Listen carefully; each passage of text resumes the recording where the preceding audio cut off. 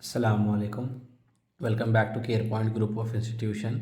आज की हमारी टॉपिक है फंड फ्लो स्टेटमेंट। ठीक है, फंड फ्लो स्टेटमेंट में पहले देखिए ये छोटे से हिंट है, ये हम कर लिए तो इजीली समझ में आता। लॉन्ग टर्म लायबिलिटी अगर इंक्रीज हुई तो इसको हम बोलेंगे इश्यू।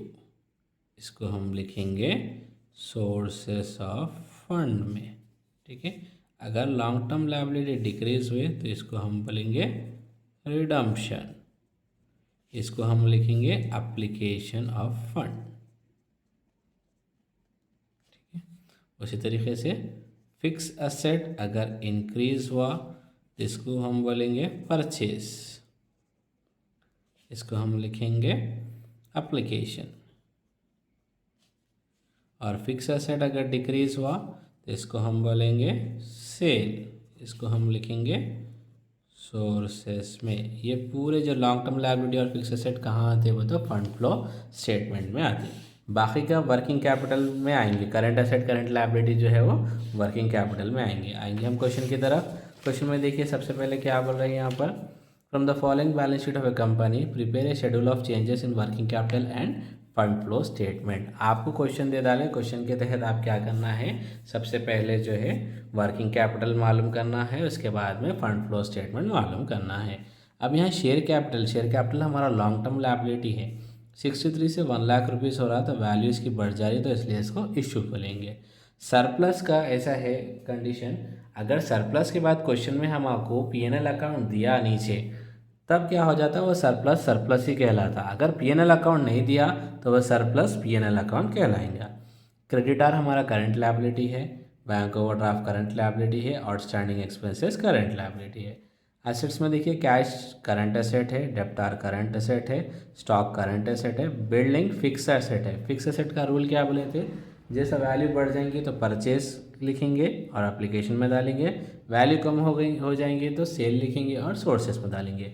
यहाँ लैंड एंड बिल्डिंग की वैल्यू 80,000 है और नेक्स्ट ईयर जो है यानी कि ये प्रीवियस ईयर में 80,000 थी, करेंट ईयर में 1 लाख है तो वैल्यू बढ़ रही तो इसलिए इसको परचेज लिखेंगे।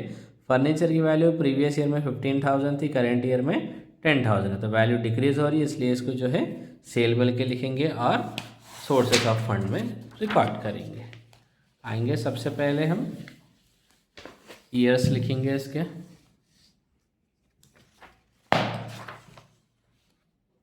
2017 2018 2017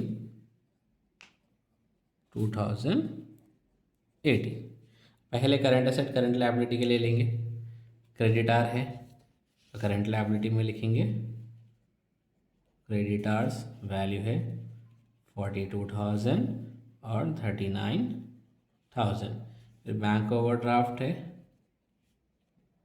प्रीवियस ईयर में था 35,000, करेंट ईयर में है 25,000। नेक्स्ट है आउटस्टैंडिंग एक्सपेंसेस प्रीवियस ईयर में है 5,000, करेंट ईयर में है 6,000।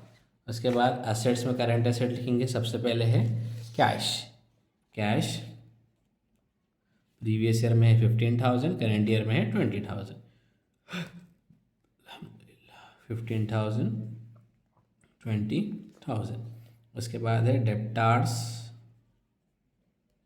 प्रीवियस ईयर में है 30,000 और करेंट ईयर में है 28,000। फिर है स्टॉक, प्रीवियस ईयर में है वैल्यू 55,000 और करेंट ईयर में है 72,000। कंप्लीट हो गया, करंट एसेट्स पूरे ले लिए, करंट लायबिलिटी पूरे ले लिए। अब लॉन्ग टर्म लायबिलिटी और फिक्स एसेट का लिखेंगे। अब यहाँ देखिए share capital long term liability है, पिछले साल 63 था, ये साल 1 लाख है, वैल्यू इसकी इंक्रीज हो रही। जब लॉन्ग टर्म लायबिलिटी इंक्रीज होगा तो इश्यू में लिखेंगे और सोर्सेस ऑफ फंड के कॉलम में लिखेंगे। Share issue of share capital check करेंगे, पिछले साल 63 था, ये साल 1 लाख है, 1 lakh minus 63 equal to 37,000। Next reserves and surplus को तो हम पीएनएल अकाउंट में लिखेंगे। ये रिजर्व सरप्लस लायबिलिटी साइड दिया, इसलिए इसको लिखेंगे पहले by balance brought down previous year, फिर to balance carried on current year. Previous year में इसकी वैल्यू थी 50,000, करेंट ईयर में इसकी वैल्यू है 60,000। प्रीवियस ईयर की जगह लिखेंगे 50,000, करेंट ईयर की जगह लिखेंगे 60,000 रुपीज़। नेक्स्ट है उसके बाद ये दो एंट्री लिख लिए। Land and building, land and building की वैल्यू क्या हो रही है, पिछले साल 80,000 थी, ये साल 1,00,000 है। तो फिक्स एसेट की वैल्यू अगर बढ़ेंगी तो उसको हम बोलेंगे परचेज, इसको लिखेंगे हम एप्लीकेशन के कॉलम में। एप्लीकेशन में लिखेंगे purchase of land and building. Differences check करेंगे, 80 1,00,000, 1,00,000 में से 80,000 चले गया, बच गया 20,000। फर्नीचर का चेक करेंगे, प्रीवियस ईयर 15,000 था, करेंट ईयर में 10,000 है, 15 में से 10 चले गया 5,000। वैल्यू डिक्रीज हो रही तो इसलिए इसको सेल सोर्सेस ऑफ फंड में लिखेंगे सेल ऑफ फर्नीचर 5,000। नेक्स्ट है, कंप्लीट हो गया पूरा। अब सबसे पहले वर्किंग कैपिटल का मालूम करेंगे। अब यहाँ देखिए, पिछले साल 15,000 था, ये साल 20,000 आ गया, वैल्यू बढ़ जा रही, 15 से 20 पे तो 5,000 की वैल्यू इंक्रीज हो गई। डेप्टार्स प्रीवियस ईयर में 30 था, करेंट ईयर में 28 था, 30 में से 28 चले गए, बच गया 2,000 डिक्रीज हुआ। 55 से 72 हुआ, इंक्रीज हुआ, कितना इंक्रीज हुआ, 72 माइनस 55, 17,000 का इंक्रीज हुआ। अब यहाँ लायबिलिटीज़ में, करंट लायबिलिटीज़ में क्या होता है, इंक्रीज हो रहा तो डिक्रीज में लिखते, डिक्रीज हो रहा तो इंक्रीज में लिखते। पिछले साल 42 था, ये साल 39 हुआ, डिक्रीज हुआ था, लेकिन यहाँ लायबिलिटी में क्या करेंगे, इंक्रीज में लिखेंगे। डिफरेंस है दोनों के बीच का 3,000। बैंक ओवरड्राफ्ट पिछले साल 35,000 था, ये साल 25,000, डिक्रीज हुआ तो यहाँ पर अब इंक्रीज में लिखेंगे। आउटस्टैंडिंग एक्सपेंसेस 5,000 से 6,000 हुआ, इंक्रीज हुआ तब इसको क्या करेंगे, हम डिक्रीज में लिखेंगे। अब इसका टोटल करेंगे 2017 का, 15,000 प्लस 30 प्लस 55, 1,00,000 रुपीज़, और ये 20 प्लस 28 प्लस 72, 1,20,000। अब इसका टोटल करेंगे 42 plus 35 plus 5, 82,000, 39 plus 25 plus 6, 70,000। Working capital का क्या है formula, current asset minus current liability. 1,00,000 में से 82,000 निकाले तो बच गया कितना, 18,000। 1,20,000 में से 70,000 निकाले तो बच गया कितना, 50,000। इसका मतलब ये है, पिछले साल हमारा वर्किंग कैपिटल जो एक्सपेंसेस था वो 18,000 था, ये साल 50,000 है। पिछले साल से ये साल कंपेयर करें तो हमारा वर्किंग कैपिटल इंक्रीज हुआ, मतलब एक्सपेंडिचर और ज़्यादा हो गए हमारे। 50,000 दोनों तरफ लिखेंगे, यहाँ लिखेंगे इंक्रीज इन वर्किंग कैपिटल। कितना इंक्रीज हुआ, 50 में से 18,000 निकाले तो बच जाता 32,000।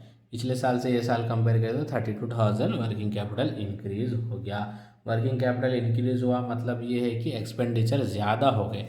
एक्सपेंडिचर ज़्यादा हो गया तो कहाँ लिखना है, एप्लीकेशन ऑफ फंड में लिखना, इंक्रीज इन वर्किंग कैपिटल 32,000।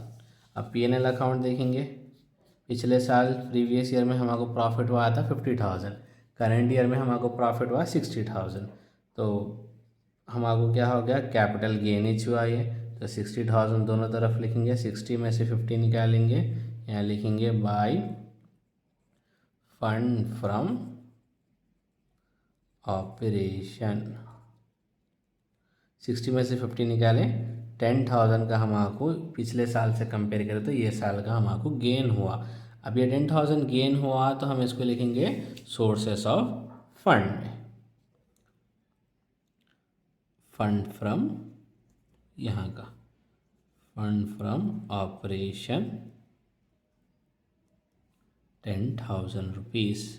अब टोटल करेंगे हम, 37 + 5 + 10 52,000, 20 + 32 52,000। दोनों तरफ भी इक्वल आ गया आंसर, तो आंसर हमारा करेक्ट करें हम। इसी तरीके के वीडियोस के लिए हमारा चैनल सब्सक्राइब करिए, लाइक करिए, शेयर करिए। और कुछ टॉपिक अगर रिमेनिंग बाकी है तो कमेंट करिए, इंशाल्लाह वो टॉपिक के ऊपर कल वीडियो बनाएंगे। जज़ाकल्लाह खैर, अल्लाह हाफिज़।